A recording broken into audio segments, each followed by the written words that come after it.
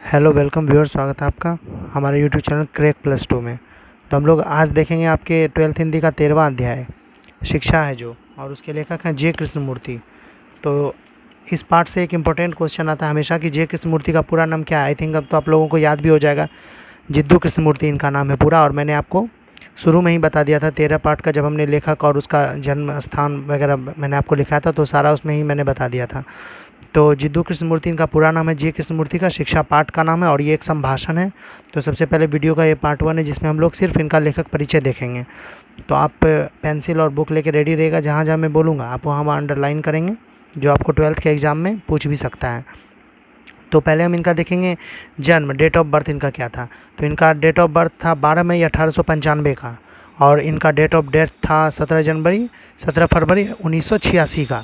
तो ये एक बहुत ज़्यादा आपके लेखक में, जितने भी लेखक उनमें सबसे ज़्यादा उम्र के अभी यही है, मतलब सबसे ज़्यादा उम्र इन्हीं का, यही ज़िंदा रहे हैं। तो ओजई कैलिफोर्निया में इनका डेथ हुआ था। तो इनका डेथ का भी जगह है, आप इसको इग्नोर नहीं करेंगे, आप इसको अंडरलाइन करेंगे। पूछ सकता है कि जिद्दू कृष्णमूर्ति का निधन कहाँ हुआ था, तो ओजई कैलिफोर्निया, आप इसको अंडरलाइन करेंगे।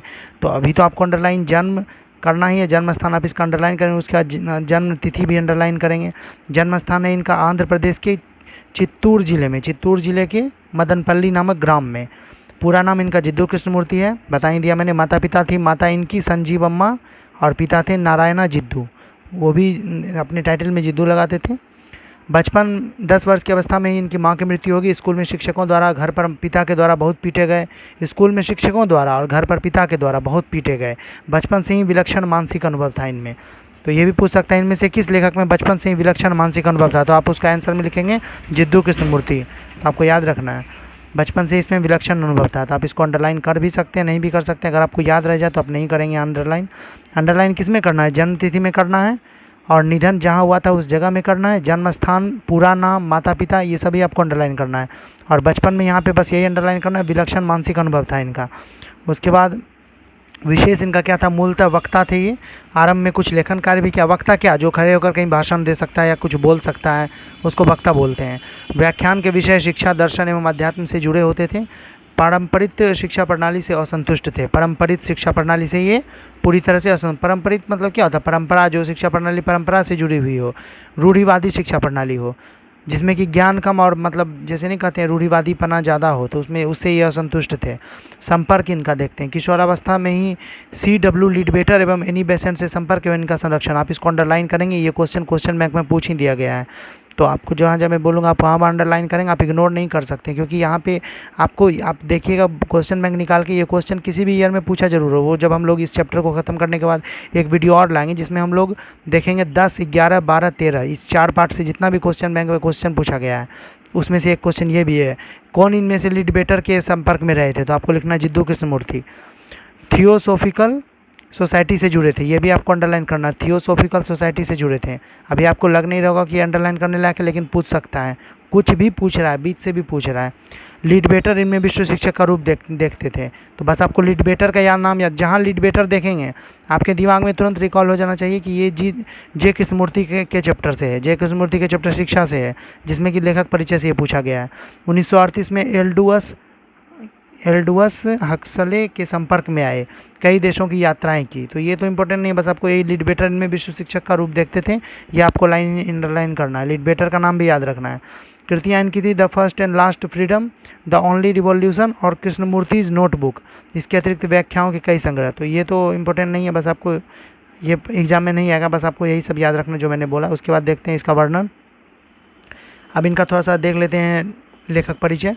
जे कृष्णमूर्ति 20वीं सदी के महान भारतीय जीवन दृष्टा, दार्शनिक, शिक्षा मनीषी एवं संत थे, मतलब वो संत भी थे। वे एक सार्वभौम तत्ववेत्ता और परम स्वाधीन आत्मविद थे। वे भारत के प्राचीन स्वाधीन चेता ऋषियों की परंपरा की एक आधुनिक कड़ी थे, जिनमें भारतीय प्रज्ञा और विवेक परंपरा नवीन विश्वबोध बनकर साकार हुई थी। मतलब बुद्धि से ये पूरी तरह परिपूर्ण थे, भारत का पूरा ज्ञान इनके पास था। विवेक परंपरा, नवीन विश्वबोध, मतलब विश्व का जानकारी, पूरे विश्व की जानकारी, नई जानकारी के साथ इनके दिमाग में बनी हुई थी। अपने चिंतन में वे कहीं भी इतिहास, परंपरा, धर्म, ईश्वर, राष्ट्र, समाज, संस्कृति संस्कृति या जीवन प्रणाली के किसी विशिष्ट रूप को दृष्टिपथ में रखे बिना अथवा उसका समर्थन किए बिना केवल वर्तमान और वास्तविकता की अगाध चेतना के सहारे, सतत जागृत प्रज्ञा और विवेक के सहारे आधुनिक मानव जीवन में सच्ची स्वतंत्रता की खोज की प्रस्तावना करते हैं। इसके लिए वे मनुष्य को अपने इर्द गिर्द भीतर और बाहर के उन बंधनों और पराधीनताओं को देखने, समझने और पहचानने के लिए प्रेरित करते हैं, क्योंकि प्रतीतिमूलक सच्चा ज्ञान ही मुक्ति और स्वतंत्रता में परिणत हो सकता है।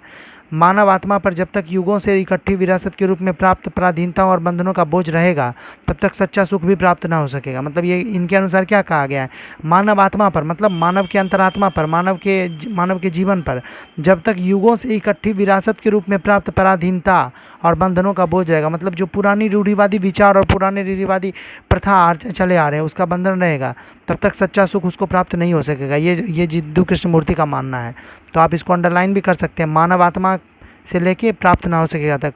ये पूछ भी सकता है कि ये कथन किसने कहा है कि मानव आत्मा पर जब तक युगों से इकट्ठी विरासत के रूप में प्राप्त पराधीनता और बंधनों का बोझ रहेगा, तब तक सच्चा सुख भी प्राप्त ना हो सकेगा।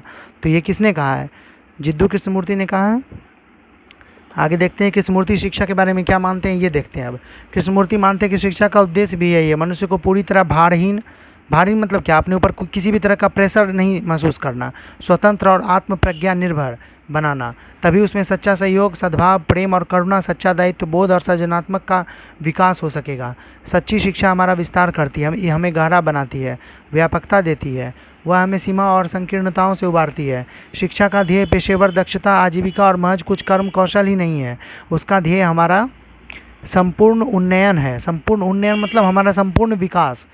कृष्णमूर्ति अपने शिक्षा विषयक प्रयोगधर्मी चिंतन में आज की सभी प्रचलित प्रणालियों का भीतर बाहर से पर्यालोचन करते हैं, उनकी सीमाओं की प्रतीति कराते हैं और वास्तविकता के धरातल पर शिक्षा के नए क्षितिज उद्घाटित करते हैं। प्रज्ञाजीवी आज के इस वैज्ञानिक युग में कृष्णमूर्ति के साहसपूर्ण क्रांतिकारी शिक्षा चिंतन द्वारा आज के मनुष्य का भला हो सकता है, जो अनेक तरह की संकीर्णताओं को स्वेच्छा वरण करते हुए अपने जीवन की जटिल, उथला और दुखमय बनाता चला जा रहा है। आज के मानव जीवन की रुक्षता, कुरूपता, बौनापन और स्वार्थपरता कृष्णमूर्ति के चिंतन पर ध्यान देने, उस पर अमल करने से बहुत कुछ दूर हो सकती है।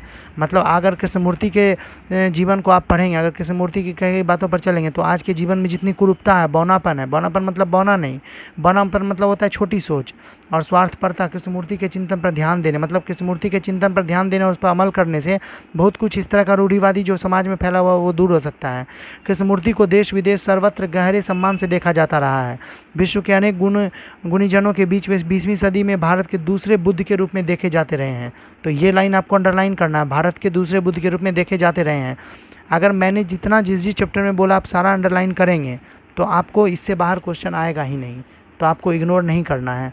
तो ये पूछा जा सकता है कि इनमें से कौन से लेखक भारत के दूसरे बुद्ध के रूप में भी देखे जाते रहे हैं, तो आपको लिखना है जे कृष्णमूर्ति। एक महान अध्यात्मवेत्ता और ज्ञानी के रूप में भी उनकी सामान्य पहचान रही है। ऐसा आध्यात्मिकता और ज्ञानी जो कोई ध्यान साधना, कोई तंत्र योग, कोई दीक्षा नहीं देता था, सिर्फ लोगों को अपनी प्रज्ञा पर आस्था और विश्वास करना सिखाता रहा।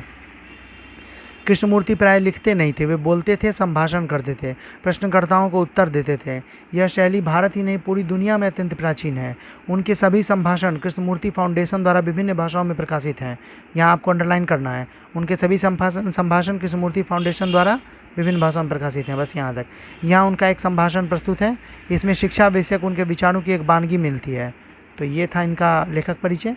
ये जे कृष्णमूर्ति नहीं लिखा, अपने लिए किसी भी सत्य की खोज व्यक्ति को स्वयं करनी है, किसी और के सहारे नहीं। अब तक हम पर गुरुओं, मार्गदर्शकों और मुक्तिदाताओं की सत्ता हावी रही है, लेकिन अगर आप सचमुच यह जानना चाहते हैं कि ध्यान क्या है, तो आपकी पूर्ण रूप से और समग्र रूप से समस्त सत्ता को अपने से अलग कर देना पड़ेगा। ध्यान मन के भीतर की वह ज्योति है जो क्रिया के मार्ग को अवलोकित करती है, और इस ज्योति के बिना प्रेम का कोई अस्तित्व नहीं। बिल्कुल सही बात कहा है यहाँ पे। अगर आप सचमुच में जानना चाहते हैं कि ध्यान क्या है, तो आप उसको अपने आप में उतारिए, आप खुद से ध्यान कीजिए। वो आपके मन के अंदर की वह ज्योति है जो क्रिया के मार्ग को आलोकित करती है, मतलब आपके कर्म के जो आगे का मार्ग है वहाँ पर रोशनी की तरह चमकती है, ताकि आपको और आगे का मार्ग दिखाई पड़े।